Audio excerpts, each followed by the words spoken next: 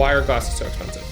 I realized that like glasses were sitting on my face and they should be a fashion statement. They should be a bold thing that says something about who I am. But I was a student and I didn't want to pay $500 for a new pair of glasses. My frames were being held together by like a piece of duct tape. And I was like, hey, I can't sleep like this. See if we can build a company that changes the eyewear industry. And how many employees do you have there? It's multiple thousand. So this all started with razor blades? Yep, totally. I mean, it's unbelievable, this idea of the connection to the company, like waking up each day. I think that's the hardest part. That's literally like I have to come to work to do every day. This is one of the reasons why I quit 15 years ago. When you started companies with your friends, is that ever in conflict? This is a great question. People believe in the mission of the company and where the company's going. I think a lot of it is like common sense. It seems like it could be a real business.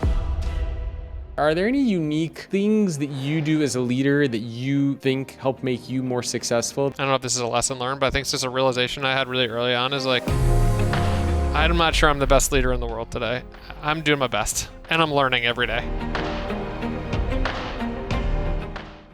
Today's discussion is with Jeff Rader, who is the co-founder and co-CEO of Harry's and also the co-founder of Warby Parker. Harry's is a 1,000-person CPG company, which offers everything from razors to face care to body care and hair care for men and women. One of the things that I found quite fascinating about Jeff is that he helped start not one, but two very successful companies over the past decade, and I wanted to understand why and how he did it. In today's discussion, we talk about balancing short-term success with long-term growth, how to earn the trust of your customers and your employees, what it takes to turn an idea into something real, and why it's so crucial for employees, especially leaders, to have a connection to what the company does. The bonus episode, which is only available to subscribers of Leading the Future of Work Plus, will teach you why wearing your emotions on your sleeve can be a slippery slope, how working with a coach can step up your leadership game, and the one thing that Jeff does most mornings and evenings to give himself time to think. I hope you decide to subscribe and support Leading the Future of Work Plus.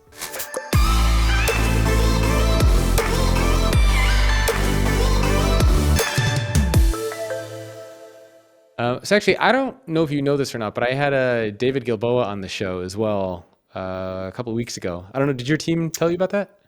I did not know that, but he's much more charming than I am, so sorry to let you down. So you founded or co-founded Warby Parker and Harry's. So Yep. You're in a couple of different very, very successful businesses. Yeah. So why don't we start with just a little bit of background information about how you came to creating these two successful businesses. And for people who are not familiar with them, tell us a little bit about these two different organizations. How many employees do you have at each one? What do they do? That sounds great. So Warby Parker, to start, is an eyewear and eye care brand. Started the company with three close friends in 2010 when we launched. We started working on the business in like 2008.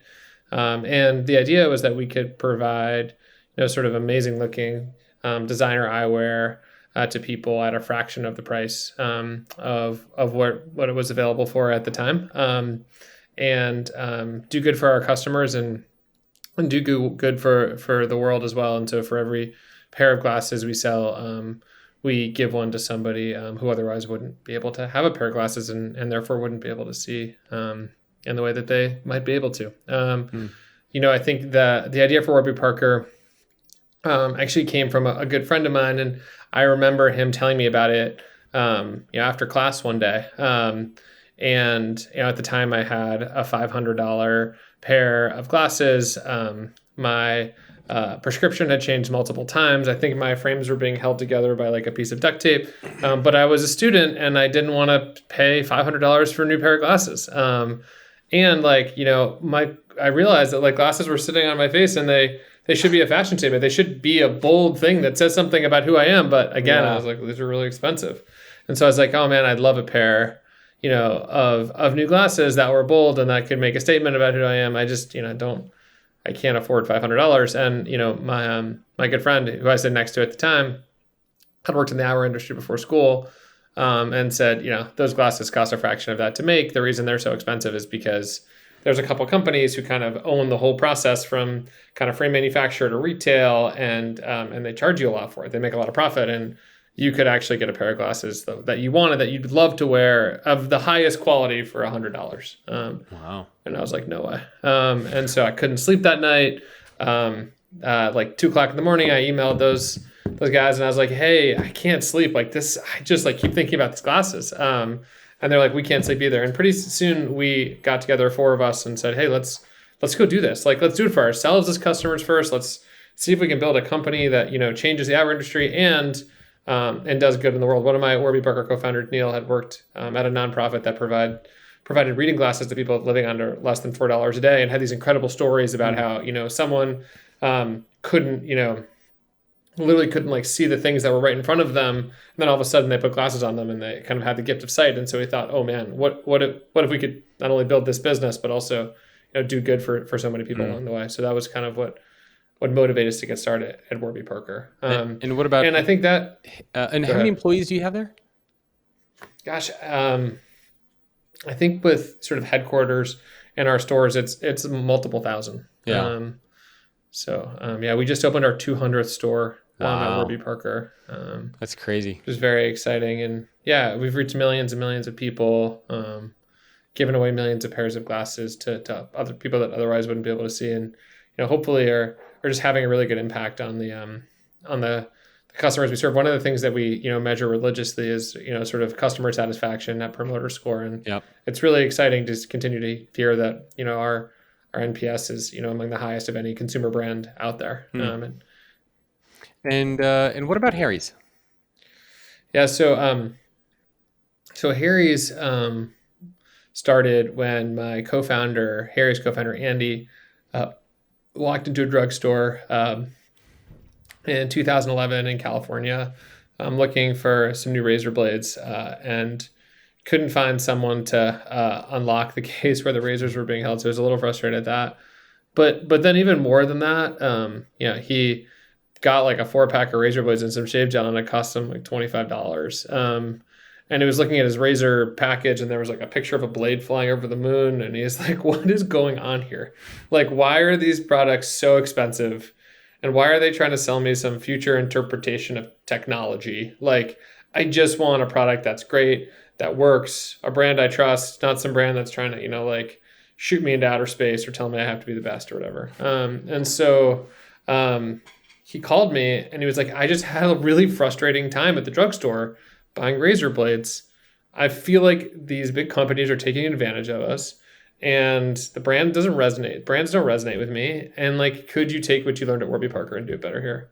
And like, I had this like immediate visceral reaction. I was like, I totally get it. Like, I know how you feel. I was like, I don't know anything about, shaving razor blades or anything, but like, I know that I would want something better for myself too. Yeah. And that's how I felt sitting around after class when my friend had the idea for Warby Parker. I was like, oh, I want something better. Like, there is got to be a better way. And so similar to that, I got obsessed with like, okay, well, how are razor blades made, and where are the best blades in the world made, and why are they so expensive? And I think, some of the same reasons existed. And why isn't there a brand that's like inspirational and modern and exciting and doing good for the world and doing good for customers like we tried to do at Warby Parker? And, as we got into it, it's like, well, the shaving industry is dominated by just a couple companies, and, Gillette's like this huge business that's really been dominated.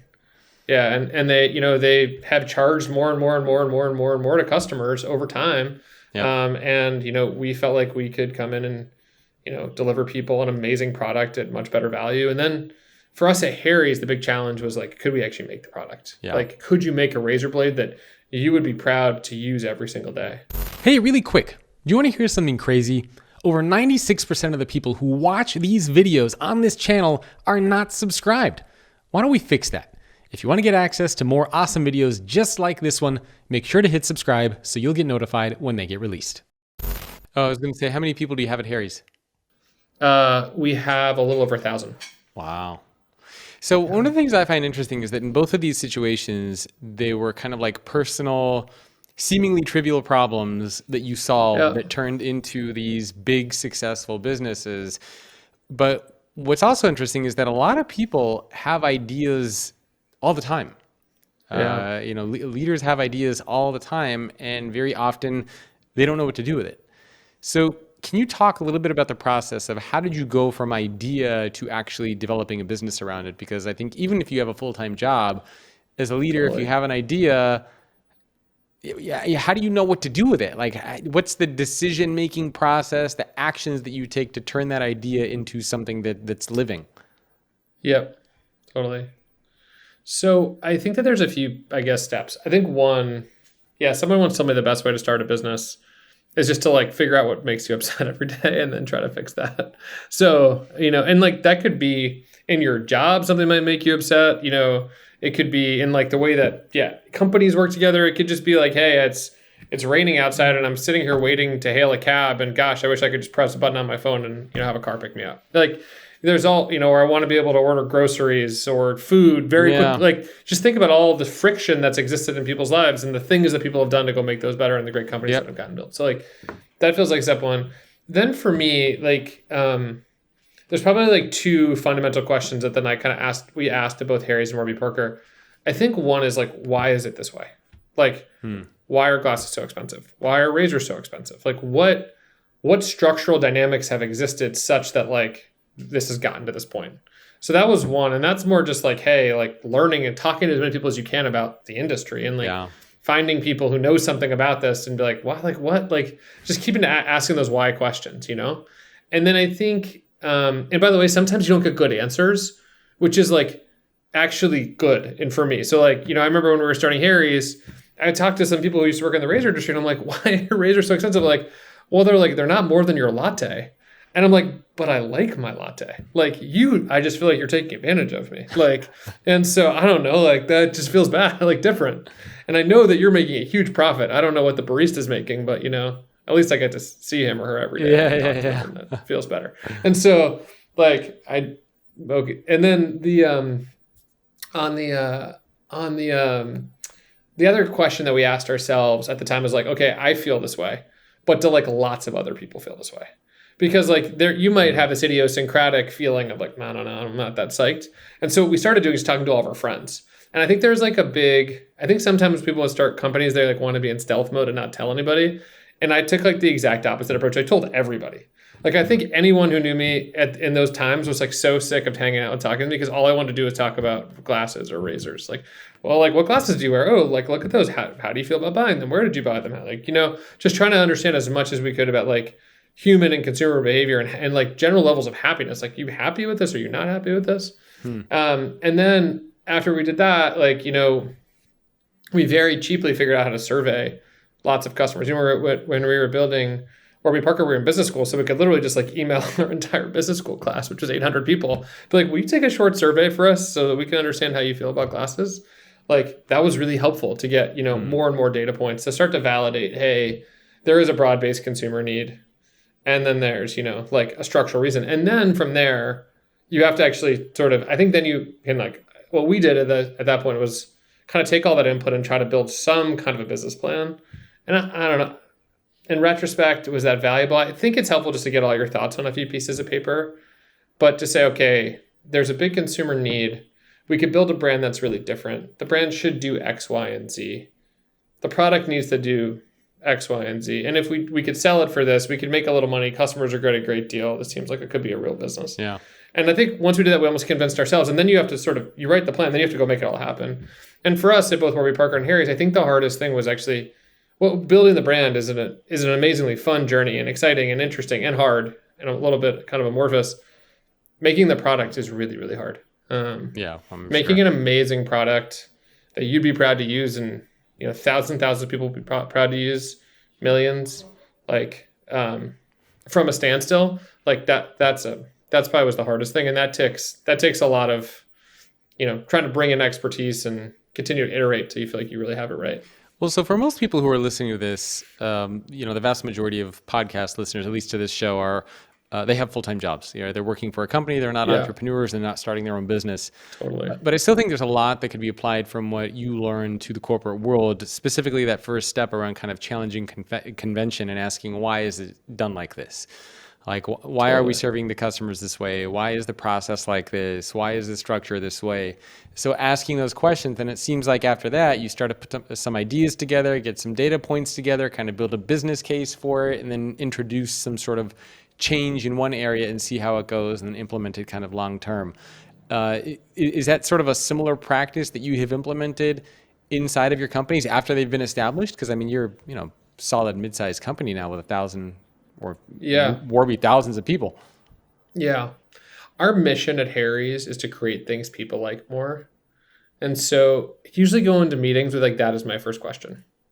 Like, tell me how this is going to be something that I like more or someone likes more. Not me. I'm not the customer for everything that we buy, but like, tell me how this creates things people like more. And like, it shouldn't have to be a complicated, nuanced answer because like, no one's going to really understand that in the world. Like, it's got to be really straightforward. So for example, we made body wash for Harry's and that came from like a bunch of customers asking us to make body wash. And so we're like, okay, well, why do you want body wash? And literally one of our customers had a verbatim, like, because I don't want to smell like Teen Spirit anymore. It's like, okay, that's interesting. Like, could we make body wash that smelled more sophisticated? Had like where we worked with prestige fragrance houses to make a product that, maybe had naturally inspired scents that were more sophisticated than what was normally available for the same prices that, we sell other people like us sell product for. And so we said, yeah, like, so the team went to like found this amazing fragrance house in France and started making these amazing naturally inspired fragrances. And like, remember sitting in a meeting and I was like, okay, like, why would I want to buy what about our body wash? And they're like, well, there's two issues with body wash. Like, issue number one is that guys don't feel like they get clean. And this has like a proprietary formula that suds us up. So you really clean, so you feel like you're getting clean. I was like, okay. And number two, it's just like we have these really sophisticated scent palettes that are totally different than everybody else. It smells better. Yeah. I was like, okay, like that's actually, I buy that, And like, by the way, the moment, and I was like, well, how are people going to figure that out? And they're like, well, we have to get this into retail because the moment that people are going to figure it out is when they flip the cap. The behavior that happens is you walk down the aisle and you flip all of these caps. And we've literally put like our product next to other products and just had people flip the cap. And when they smell ours, they're like, that's the one I want. And so I was like, okay, great. Like, so we should launch it and we should launch it with a retail partner in a big way and, say, hey, just like, this smells great, flip the cap. And that's been a very successful product for us. I think because we were clear on like how and why we could deliver something that was better for someone. When we haven't done that well, like we haven't been successful. Because like why? And actually I think and so that's the biggest question that I like probably ask. Is like, how is this actually creating something that people in the world like more? Yeah, and it's crazy because now you offer so many products. I mean, I'm looking at your website right now. You guys have like exfoliating, you have razor blades, you have body care, you have a hair care product, you have accessories that people can buy. You got soaps and lotion. Yeah. I mean, it's unbelievable how much you've expanded. But so this all started with razor blades? Yeah, I started with razor blades, and then when we started talking to our customers, we're like, well, if you trust me, our customer said, hey, I trust you kind of for this seminal moment in my morning routine, shaving. And you're making products that are really high performance. I'm literally taking a Harry's knife to my face every day and it works. I love it. I'd also like you to help me with other facial skincare products and then other hair care products and then other body care products. Yeah. And the places where we've been most successful, I think and this has been through a process of trial and error, I think are places where we help guys either kind of look better or smell better, like kind of put their own image out in the way that they want to as they walk out for the day. Like gives them a little more inner confidence to kind of go chart their own path, for lack of a better term. And I think that those areas, shaving is fundamentally about how your face looks. Yeah. And facial skincare is about how your face looks, and hairstyling, like our hair putty has done amazingly well. And that, like on that product, I was like, okay, what's the great things people like more? And our team was like, it gives you that morning feeling, right when you get out of the shower, like you like comb your hair and it like looks just how you want it. Like you can keep that all day. You get like that perfect morning feeling all day long. And I was like, oh, that's cool. Like I would want that. And so it's just like about finding those moments where like someone can convince you that there's that thing and then saying, okay, great. Like, does it fit with our brand? Is it good for our customers? Okay, let's try to go make it. Yeah. Well, it seems like there are two things here that really stick out for me that are important. One is building trust with customers, and I'm assuming also with your employees.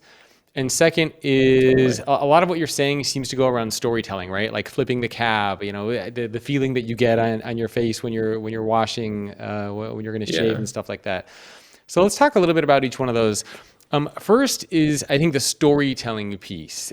And again, I don't think this is just relevant for entrepreneurs or even for consumer CPG brands or online brands. I think storytelling is a very powerful technique that anybody could use, whether you're in consulting, whether you're in the medical field, or in your case, whether you're selling products online and in stores. Are you consciously thinking about the storytelling aspect? Is your team consciously thinking about that? How do you think about the story for a product? Yeah. I think when you say story, it almost sounds too complicated relative to what we're doing. I think about like the line or the elevator pitch. Yeah. Like you and me talking right now, can I tell you in 2 seconds why this should exist? And if I can't, it shouldn't exist. And so I think of our team hopefully doing something that's a lot more straightforward than that, which is making amazing products. And like we spend tens of millions of dollars at this point on R&D and the teams that go make products. Like we spend a lot to try to go make amazing products. And then, for me, it's like, well, the product actually needs to fulfill a need. And if it doesn't fulfill a need, like I shouldn't talk to you about it. You're gonna be like, okay, So if I was like, Jacob, you should have you're wearing a great black t-shirt. I was like, Jacob, you should need another black t-shirt. You're going to be like, why do I need another black t-shirt? As opposed to like, no, like I'll tell you about a black t-shirt that's going to be better than the black t-shirt you have today for these 2 reasons, like whatever they are. And the reasons have to matter to you. Yeah. Like you never have to wash it again. It's just that's probably gross, but you get what I'm saying. Like we need to figure out how to actually do something that's better for somebody. And there are certain places where we haven't been able to figure that out. And so we're just like not making the products, it's like, well, why do it? Do you want to learn how to create an amazing corporate culture while avoiding the pitfalls that make for a toxic one?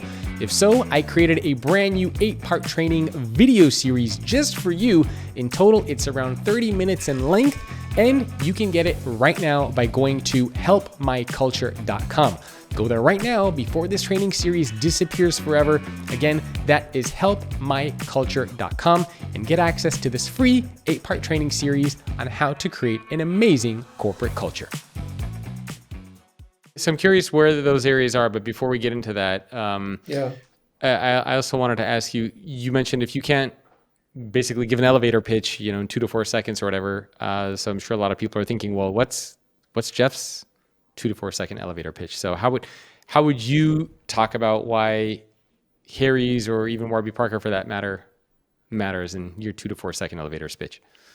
Yeah. I mean, I think we are companies that are fundamentally focused on giving people better experiences, better products, and then better experiences in these areas. Men's care and eye care, and trying to do great for the world and the community at the same time. Those are the things that keep me up at night. The utility function that I think about at both companies, but at Harry's, where I'm kind of running the company every day, is how many people have we reached? How much better have we made their lives? Yeah. And if we can reach a lot of people and make each of their experiences a little bit better, that's impact. And then we take 1% of our sales, which has been over $10 million to date, and we donate to organizations that further the missions of our brand. And Harry's, it's like about men's mental health, which is about feeling good every day, which is really important to us as a brand. Yeah. And so, I don't know, that to me then feels like a worthwhile thing to go do every day. Wake up and go devote time to. You also mentioned so many interesting things. So before we get into kind of what you feel like doing every day, kind of the connection that you have to the company, the other part was, I think, the consumer trust and even the employee trust piece. Yeah. Is that something that you consciously think about as well? You're getting consumer trust, getting your employee trust, and what do you do to build those things? Totally. I think about that a lot, all the time. And I think you make a lot of small decisions every day, I think, that either reinforce or diminish trust. And let me give you an example, if it's helpful. Yeah, so please. We're coming out with a new razor that is it's amazing. It's kind of this dark metal form. I'm really excited for it. It's launching in a couple weeks. And we can also make that razor in Chrome. And a partner of ours said, hey, I kind of want that razor in Chrome and I want to charge more for it. Like, I think I could charge more for it. And our team's like, okay, great. We could like make more money, sell this to these people. They want it for more, charge more money for it. Like, yay, great deal. And so we were in a meeting and I'm like, can I just see like the two of them next to each other? And so like they gave them, and I was like, let's look at these together. Like they look exactly the same to me, or like very close. Like, are we really, why would I want to pay $5 more for this one than this one? Like, I don't understand. Like, help explain that to me. And no one could. I was like, we're not doing it. And so I think it's like these small daily moments where you could do something that created mistrust, and hopefully not in like, not, we're not perfect, but I'm sure we've done a bunch of stuff that hasn't been great. Like we're growing on a journey, but man, I hope that we can do things more than not that build trust in that way. So, or like, I think lots of brands promote and discount all the time. Yeah. Like, razor blades are one price in one place and one price in the other, and who knows, and 50% off today. And like, and we try not to. Like, we try to give you the same price every single day. We try to make that price as clear as possible. Like, today, a 4-count of razor blades at Harry's from Harry's costs $10. It's very simple. It's $10. It's going to be $10 tomorrow and the next day. And hopefully that's like a clear price that you understand, and then you can decide. And that's like half the price of what the other guys charge. Like, yeah. Clear. Well, so how do you balance, because it's an interesting distinction, right? Realistically, you were put in a position where you could have been charging more for a product, where probably could have generated more revenue for the business, ultimately made the company maybe more successful. But at the same time, maybe you would have lost a little bit of trust with the customer. So how do you balance the long-term growth and success of the business and money with, customer trust or employee trust? Yeah, I think that's the hardest part. That's literally what I feel like I have to come to work to do every day. I think a lot of it is like common sense. Would I, as a customer, feel bad if I knew that this was happening? Like, would I feel bad? Could I, if you were a customer and you bought that Chrome razor for $5 more and said, hey, Jeff, what's going on there? Would I have a good reason for you? Or would I just be like, oh, I'm sorry? Like, and if I have to say I'm sorry, we shouldn't have done it, obviously. And so I do think that this is where like common sense and I don't know, like a way of doing things as a business that needs then to perpetuate kind of down into the team. And so when these things happen, like I hope to try to use them as a learning moment to say, hey guys, let's take a step back, and ladies, like let's take a step back and think through, is this like what we want to perpetuate out there? One of the other things that you mentioned earlier was this idea of the connection to the company, like waking up each day, things that you care about, things that you think about when you go to bed each night. And I feel like a lot of people, specifically, even leaders in the corporate world, perhaps don't have that. And they show up to work each day, they get that paycheck. I mean, I used to have that too. This is one of the reasons why I quit 15 years ago, right? I didn't feel any connection to the company. How important is that, do you think, for employees? And if you don't have that, is the solution just to quit your job and go look for something else? Totally. So I'd say like I think that like connection is really important. I think it's important on a couple dimensions. I think it's important that people believe in the mission of the company and where the company's going, and that the company is going to have positive impact on the world, and that they're proud of like what the company's doing. I think it's important that the people feel like the work that they're doing and understand how the work that they're doing ladders into that impact, and like how the company's achieving its goals. So like, does their job, what about their job sort of is impacting the future trajectory and direction of the company? And then I think it's also like the other thing that builds amazing connection, I think, is like the relationships that people build with other folks at the company, their peers and managers and the teams that they manage, and just feeling highly invested in them, and feeling like there's opportunity to kind of work with amazing people to go do amazing things. I think that's like really highly motivating for lots of folks. And when we ask people at Harry's or Warby Parker, like what's best about the company, like it's the people and the ability to work with like great people and learn from them and grow every day. What happens if you don't have that? So, some people listening to this might be thinking, well, I show up to work each day. It's okay. Like I get a paycheck. I'm treated okay. I don't really care what the company does because I got that paycheck there. I mean, what do you tell them? And have you ever had to have those conversations with any of your employees where you maybe notice that they don't have that connection, that passion, that alignment? And what do you say? Yeah. I guess a couple of things I just philosophically believe personally. I guess one is like you spend a lot of your time every day at work and working, like a lot. And you add those hours up over years, like it's a lot of time. And so I guess it's like incumbent, or I would encourage people to then go find something that they can do for work that they like truly love and does inspire them, with a group of people that inspires them. Because like it's, I don't know, for me it's highly fulfilling to get to do that personally. And the benefit I guess that I have of getting to work at Harry's is I get to dictate those things, the mission, direction of the company, and the people I get to work with, and it's amazing. I tell people like that for me, like any success we have at Harry's is self-fulfilling because it just means I get to continue on the journey with like the team that we have, and that's awesome. Yeah.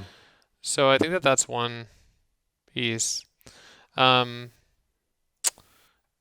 and then have we had those conversations at Harry's? Like, yeah. And I think what happens sometimes is we have amazing people and they're just not set up for success in their role for whatever reason. Like the role that they signed up for or that they transitioned into or the way that the role evolved just like isn't the right fit for them.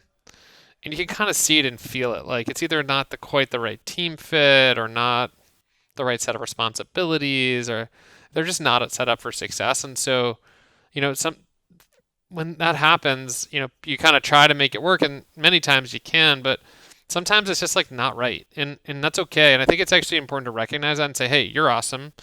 I think Harry's has got a lot of future potential, and like this just isn't the right fit.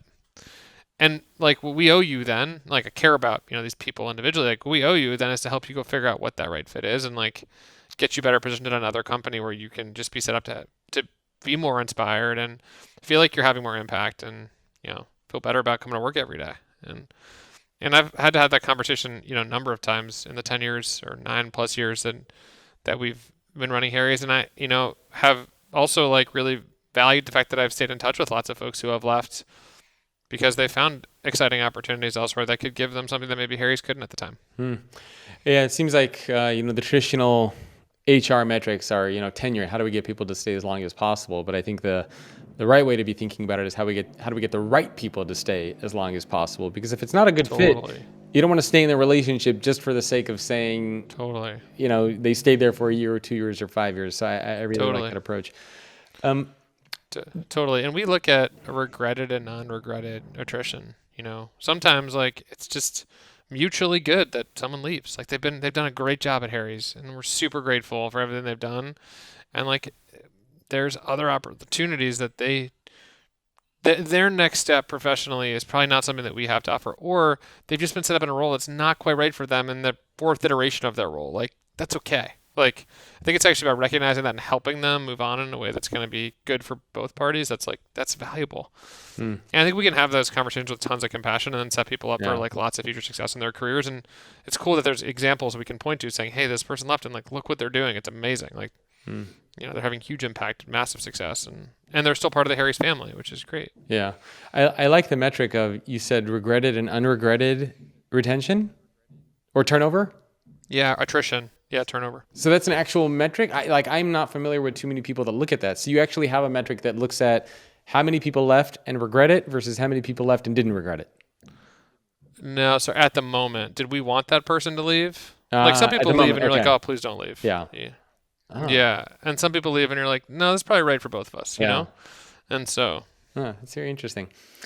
One of the things I'm also curious about is this idea of working with your friends. I mean, you started companies with your friends. You probably have a lot of friends at the companies that you're running.